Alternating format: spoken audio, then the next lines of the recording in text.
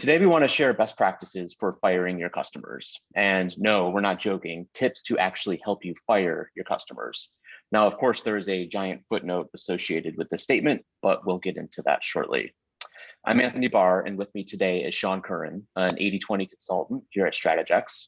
We're going to show you how a private equity-backed company added 300 basis points to operating income in less than 3 months by essentially firing some of their customers. Now, firing anyone is difficult, right? Be it employees or customers, because these relationships are inherently emotional and our judgment can easily be clouded. One of the most impactful 80/20 tools we have is called Customer Line Simplification, or as we call it, CLS. It's basically a process for detangling the complex web of customer relationships so we can decide which customers we want to keep and which ones we want to fire.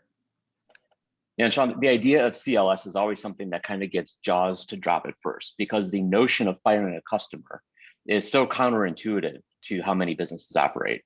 Right? There's this general consensus that every sale is a good sale, every customer is a good customer. But if you dig into your data, you'll quickly see that that is not the case. And in fact, you likely have many customers, sometimes up to half of your customer base, that is costing you more to serve than the revenue that they generate. Right. So the first thing we do is a quartile analysis. And these quartiles help us give perspective around the scale and strategic positioning of our customers. So this is a summary of your total customer list that's ranked from largest to smallest revenues. We then bucket that list of customers into 4 groups of 25% of the cow. And then we look at the combined revenue of that group. You can see here how the top 25% of your customers drive 89% of your revenue. 7% for the next group, 3%, and 1% from the last group. Most people don't realize how concentrated the revenues really are. So here's an interesting observation. If you were to fire half of your customers, you would keep 96% of your firm's revenue. Just imagine the resources that you could free up if you only had to service 50% of your customers. Right, but Sean, it's not just as simple as looking at your smallest customers and putting them on the chopping block. I mean, if we're going to pass on a revenue generating opportunity, don't we want to take a more strategic approach? Yeah, so we'll do this for your products as well. And we see the same relationship. And a common objection to the process is, yeah, that's great, but what happens when a large scale customer wants to buy a special or a low volume product? And conversely, what about when a small customer wants to buy something that's high volume in your wheelhouse? And so we created the quad. The quad ties the customer and the product together at the transactional level. So we assign an A or a B designation to each customer and product at the 80% revenue cutoff. And then we map that into your transaction data. And now we can see an incredible amount of insight based on the analysis. Yeah, and what this usually uncovers is that there are 4 quadrants, right, which represent specific A or B customers buying specific A or B products. And there's always a quad 4, right? And your quad 4 is your B customers that are only buying B products. And this is what we call CRAP, right? CRAP being an acronym for can't realize a profit. This is where we focus our CL efforts initially, because by firing these customers, it's not only what's best for the business, because we're probably losing a lot of money down here, but in many cases, it's also what's best for the customer as well, because it means they can go find a supplier that is perhaps better suited for their needs. Right. And even in quad 4, we want to be careful about how we do this. The guiding principle behind 80/20 is to treat customers differently based upon their strategic value. But that doesn't give us an excuse to treat customers poorly, right? Even if they are in quad 4. A great example of this is the airline industry. Pre-COVID, our team traveled with United a lot, and we were treated very differently than the family of 4 who travels once a couple of years for vacation. But the expectation was set up front, right? Does the family of 4 mind that they're treated differently? No, they don't really care, as long as you deliver on the expectation that you set with them. And in the case of the airline industry, it's mainly on time takeoff and delivery and not losing their baggage. Right. So once we know which customers we want to fire, how do we let them go in an amicable way that doesn't damage relationships or our branding? Yeah, the overall approach is to treat customers with a yes, but mentality. And we'll continue to work with quad 4 customers, but it's got to be on our terms.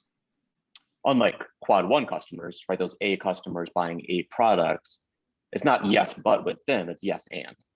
Correct. Yeah, it's a relative process, and we set the expectation for the B side against the performance of the A side of the business. So we want to drive B customers to behave more like our A customers. If they order on our terms, then yeah, we'll be happy to service B customers. But if they don't do business in a way that benefits us, we recommend firing the customers. And there are many ways that we can do that. So the first thing we typically do is implement aggressive pricing increases. If the customer takes the pricing increase, that's great. At least now we're better off than we were just before. This also allows us to measure elasticity, and we start on the B side. And if the customer doesn't take the price increase, that's great, because it means that we can look at ejecting costs, right, that are supporting Quad 4. And by not taking the price increase, the customer is kind of firing us, not the other way around. Yeah, this is a really effective approach. We see some quick wins here. What we also find to be really effective is changing the customer journey for Quad 4 customers. Instead of treating them the same as Quad 1, which is a trap that we see so many companies fall into, this idea of pushing every customer through the same experience, treating them all the same. We design a drastically different experience for those Quad 4 customers. Yeah, totally. And the more we can streamline the workflow on the B side of the business, the better. Things like minimum order quantities, MOQs, the minimum order values, MOVs, longer lead times, automated customer support versus dedicated account manager, no credit terms. We could go on and on. But we use these policies to not only lower the variable cost of Quad 4, but also change the B customer expectations so that our customers may begin to either purchase differently or look elsewhere. So once we have the expectations set and aligned, it allows us to adjust strategically our fixed cost structure because of the capacity improvements. Right, but again, we do want to emphasize that B customer experience shouldn't be bad. It should just be drastically different than the experience A customers, Quad 1 customers in particular, receive. Sean, any other tips for helping simplify the customer base? I'd say be transparent with them, have an honest conversation, and help them realize that based on their scale, they may be better served by a competitor or a different distribution channel or something. Even go as far as to make a referral to a competitor. Your customers are going to appreciate that kind of honesty, and more importantly, you're offloading the burden of serving those unprofitable customers to a competitor. So it's kind of a win-win. Yeah. What I like about CLS is just how simple it is, right? Not saying it's easy by any means, but the concept itself is pretty obvious once you see your data. And we recently went through this exercise with a private equity-backed company. And by helping them simplify their business and eliminating Quad 4, we increased op income by 300 basis points in the first 100 days post-close. Right. So we work with the management team to implement Quad 4 pricing increases, sometimes as high as 50%. We did MOVs and MOQs, ACH or credit card only, and then a few other policies that we had mentioned before. And B transaction counts dropped by more than half. However, revenues went up slightly with these customers. So this was driven by a combination of strategically guiding customers to A products, which didn't receive a price increase. And also many customers simply accepted the price increase and they had to hit the MOQs and MOVs. So it was great. We also redesigned the customer experience so that hundreds of B customers only had access to 2 customer service agents at any given time.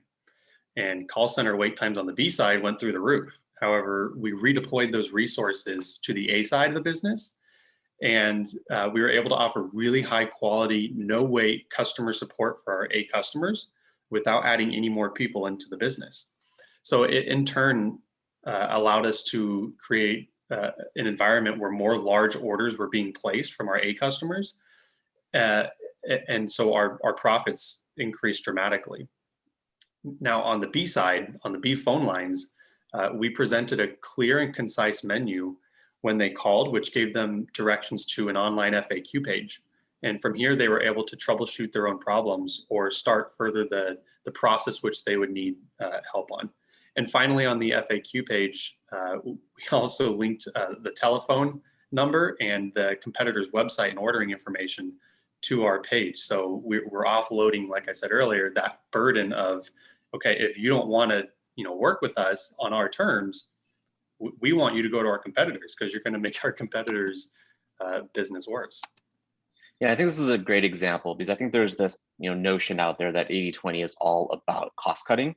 And yes, that's part of it, but it's cost cutting so that we can properly service those A accounts. So what we're often doing is not just trying to simplify quad four for the sake of simplifying it. We're trying to simplify quad four to free up resources to focus on quad one, which is where a lot of the value creation opportunity exists. Right. So, 80/20 gives us a very data-based perspective to view firing our customers as a necessary and healthy way to overserve our best customers. Yeah, exactly. And there's a right way and a wrong way to do 80/20, and the art of implementation is what the practitioners at Strategex have built over their tenure as executives. So we'd love the opportunity to see how 80/20 may help your business. So please feel free to reach out to us with any questions, and thanks for listening. We look forward to partnering and improving your profitability. Thank you.